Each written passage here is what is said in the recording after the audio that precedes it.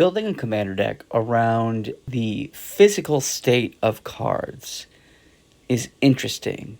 And because of how long Magic's been around, there's some weird things that this does and doesn't do.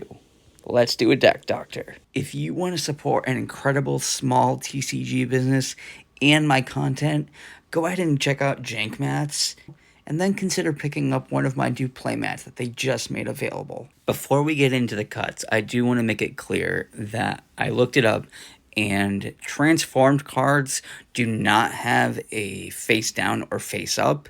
Whichever is currently the transformed version that you're using, that is always face up. So if you have a transformed werewolf, that is not a face down card.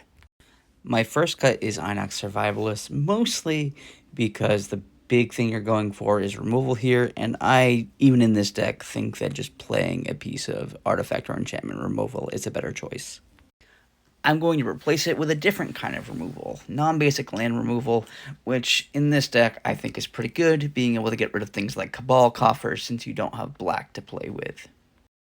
Next cut is Frontline Strategist because you don't have like a critical mass of soldiers in the deck, and you want to make sure that you're dealing combat damage to get those draw triggers. I'm going to replace that with Vivian, Champion of the Wilds. This is one of the best cards you can play in a creature-based deck.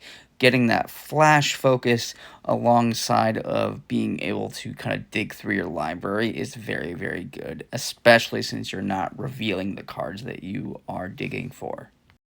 The next cut is Temur War Shaman. It's an expensive card that you can't morph in or anything like that, and I personally find Cybership to just be a much more fun card for this deck.